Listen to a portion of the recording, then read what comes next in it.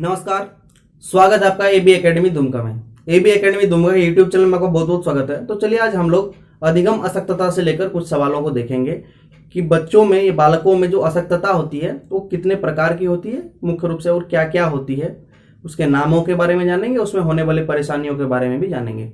Video शुरू करने से पहले जो नए अभ्यर्थी है वो हमारे चैनल को सब्सक्राइब करें, साथ ही अगर वीडियो पसंद आए तो लाइक कमेंट एवं शेयर करना ना भूलें। चलिए वीडियो को शुरू करते हैं।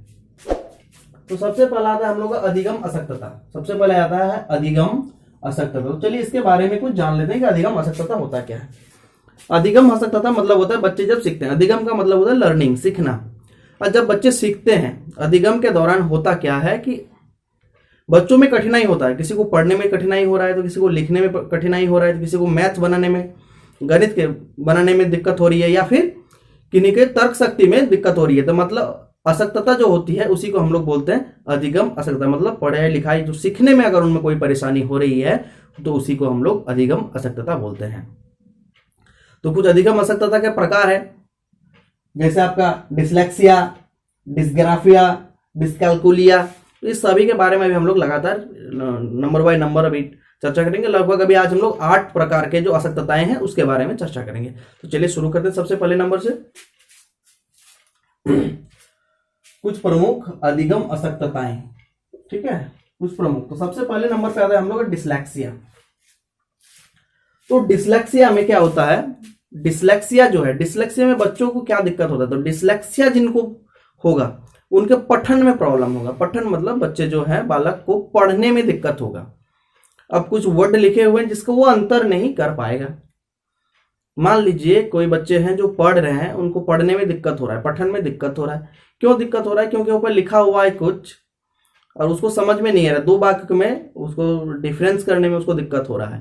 कहीं पे लिखा है सॉ, SAW शॉ, और किसी कहीं पे लिखा है वाज, WA वाज।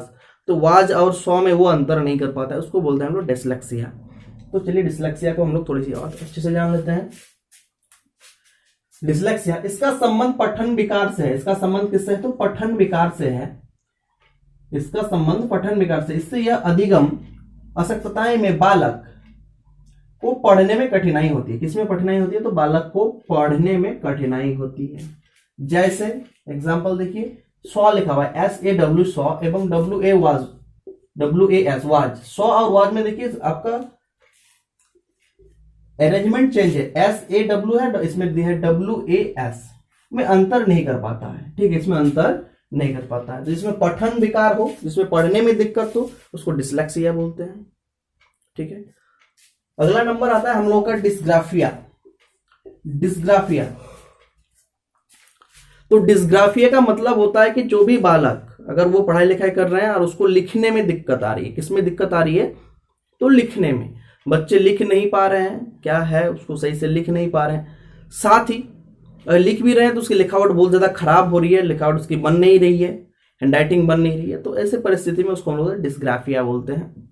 और डिस्ग्राफिया जिन बालकों में होती है, उनका जो समस्या है वो जनरली लिखने से संबंधित, लेखन संबंधित समस्याओं को हम लोग डिस्ग्राफिया बोलते हैं। तो चलिए इसके बारे में चर्चा कर लेते हैं। तो डिस्ग्राफिया, इसका संबंध लिखने से है। डिस्ग्राफिया का संबंध किससे है? तो लिखने से। डिस्ग्राफिया का संबंध लिखने से है। इसमें बच्चे या तो ठीक से नहीं लिख पाता, इसमें बच्चे या तो ठीक से नहीं लिख पाता अथवा उनका लिखावट ठीक नहीं हो पाती। लिखावट या तो लिखावट ठीक नहीं होगा, है ना, या फिर वो ठीक से लिख नहीं पाता है। ठीक है, ठीक से लिख नहीं पाता या फिर उसका लिखावट ठीक नहीं हो पाता है, तो उसी को हम लोग बोलते हैं डिस्ग्राफिया। आई होप आप लोगों को डिस्ग्राफिया तक समझने में कोई दिक्कत नहीं हुई होगी। अगला आता है हम लोगों का डिस्कैल्कुलिया। डिस्कैल्कुलिया, अब जब बात ही कैलकुलिया कर रहा है तो कैलकुलेशन से संबंधित होगी।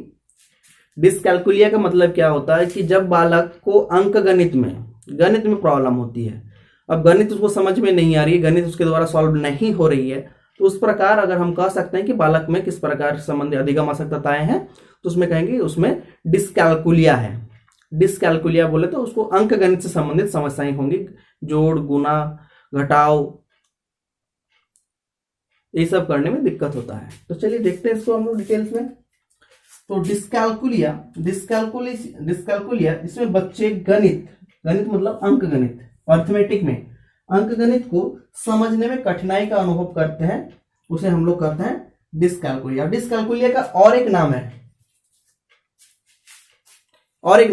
न्यूमेलैक्सिया। न्यूमेलैक्सिया, डिस्कैलकुलिया को क्या बोलते हैं? न्यूमेलैक्सिया भी बोला जाता है। इसको बहुत ही इंपॉर्टेंट है कि डिस्कैलकुलिया को क्या कहा जाता है? न्यूमेलैक्सिया भी बोला जाता है। इसको आप लोग नोट डाउन कर लीजिए।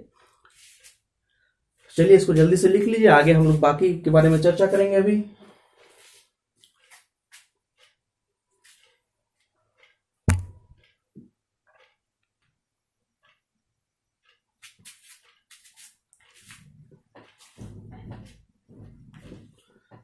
तो चलिए अगला नंबर है हम लोगों का अफेजिया।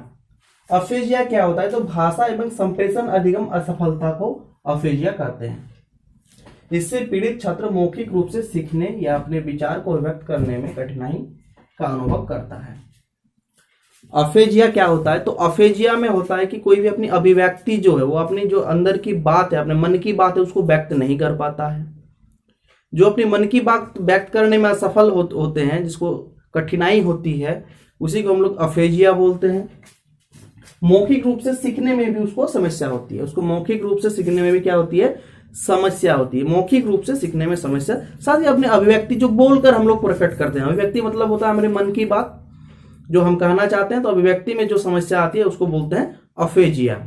ठीक है, अफेजिया को समझने में दिक्कत नहीं हुआ कि भाषा एवं संप्रेषण अधिगम अशक्तता को अफेजिया कहते हैं। इससे पीड़ित छात्र मौखिक रूप से सीखने या अपने विचारों को अभिव्यक्ति प्रदान करने में कठिनाई का अनुभव करता है। अभिव्यक्ति मतलब होता है आपके मन की बात कहना। ठीक है, अगला नंबर आता है हम लोगों का। अच्छा, अगले नंबर जाने से पहले एक चीज है नोट, इस पे थोड़ा सा ध्यान दीजिएगा। नोट कि मस्तिष्क में क्षति के कारण, अगर किसी बालक में मस्तिष्क में कोई क्षति हो जाए तो मस्तिष्क में क्षति के कारण बातचीत करने में आंशिक या पूर्णतः अक्षमता को डिस्फेजिया कहा जाता है। डिस्फेजिया मतलब मस्तिष्क में किसी का अगर चोट लगता है, मस्तिष्क में चोट लगने से की वजह से अगर उनमें पूर्ण रूप से या आंशिक रूप से बातचीत करने में असक्तता आती है तो उसी को हम लोग कहते हैं डिस्फेजिया। डिस्फेजिया का मतलब क्या होगा? तो डिस्फेजिया का मतलब होता है कि वैसा असक्तता जिसमें मस्तिष्क में क्षति हो। किसमें क्षति हो? मस्तिष्क में कोई क्षति पहुंचा हो और उनको बात करने में पूर्णतः या फिर आंशिक रूप से समस्या आती है, तो उसी को कहते हैं हम लोग डिस्फेजिया। ठीक है, चलिए अगले नंबर की ओर आगे बढ़ते हैं हम लोग। एलेक्सिया। अलेक्सिया क्या है? तो अलेक्सिया जो है ये डिसलेक्सिया का ही छोटा रूप है। अलेक्सिया क्या है? डिसलेक्सिया का छोटा रूप है। इसमें भी पठन संबंधी विकार होता है। ठीक है, अलेक्सिया क्या होता है? तो डिसलेक्सिया का छोटा रूप है। डिसलेक्सिया में जो पठन संबंधी विकार है, स्व और वाज में अंतर नहीं कर पाता है बालक, या उसको पढ़ने में दिक्कत होती है, पठन संबंधी समस्या होती है, तो ये जो आपका एलेक्सिया है वो डिसलेक्सिया का ही छोटा रूप है। ठीक है, तो एलेक्सिया या डिसलेक्सिया का छोटा रूप है, यह भी पठन विकार से संबंधित है। ये चीज आपको समझ में आ गई। चलिए आगे कुछ चीजों को और हम लोग चर्चा करेंगे, तब तक इसको आप लोग जल्दी से लिख लीजिए।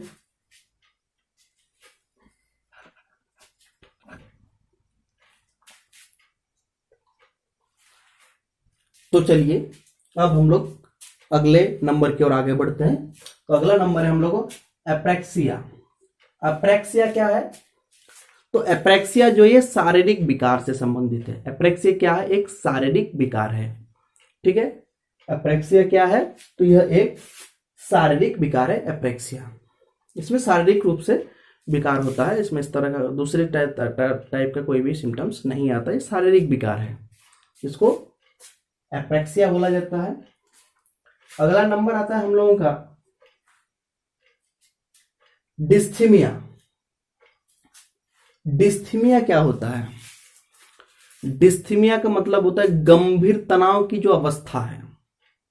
गंभीर तनाव की जो अवस्था है उसी को हम लोग डिस्थीमिया कहते हैं। गंभीर तनाव मतलब इंसान इतना अवसाद में चला गया है, डिप्रेस इतना ज्यादा हो गया है कि डिप्रेशन को लेवल को एकदम हायर लेवल पे है, पीक पर है। उनका जो डिप्रेशन है, अवसाद है, वो डिप्रेशन आपका पीक पर है, एकदम आखिरी पर है।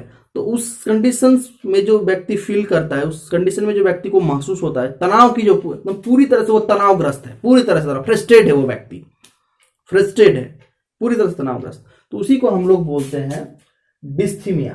तो गंभीर तनाव की अवस्था को डिस्थीमिया कहते हैं। ठीक है,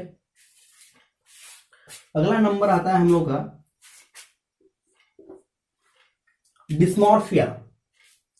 डिस्मॉर्फिया, तो डिस्मॉर्फिया एक मनोविकार है। डिस्मॉर्फिया क्या है? एक मनोविकार है। इसमें व्यक्ति को क्या होता है? तो डिस्मॉर्फिया में मनुष्य को या व्यक्ति को भ्रम पैदा होता है। क्या पैदा होता है? तो भ्रम। तो हम कह सकते हैं डिस्मॉर्फिया एक ऐसा मनोविकार है जिसमें व्यक्ति को भ्रम हो जाता है। व्यक्ति को क्या हो जाता है? भ्रम हो जाता है ना, वो भ्रमित हो जाता है व्यक्ति। और जब व्यक्ति भ्रमित हो जाएगा तो उसी को हम लोग बोलेंगे डिस्मॉर्फिया। एक भयानक सी बीमारी होती है जो अभी लगभग 90% लोगों में है, जिसको बोलते हैं सिजोफ्रेनिया। क्या बोलते हैं उसको? सिजोफ्रेनिया।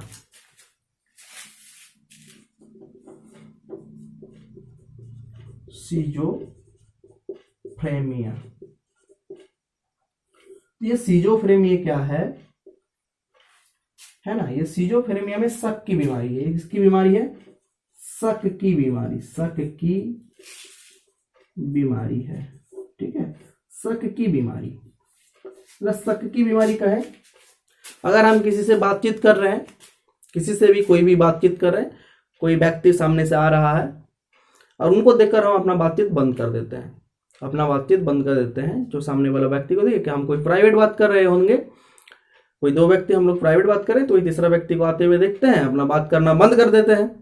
जब बात करना बंद कर देते हैं तो उनको लगता है कि हम उनके ही बारे में चर्चा कर रहे थे।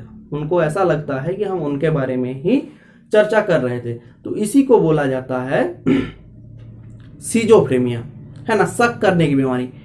कोई भी है, अपने मित्र पर शक कर रहे हैं, ठीक है, अपने सगे संबंधियों पर शक कर रहे हैं, अपने रिश्तेदारों पर शक कर रहे हैं। शक मतलब होता है बेवजह का शक करना, मतलब हर व्यक्ति पे शक करने की जो आदत होता है उसको बोलते हैं सिजोफ्रेनिया।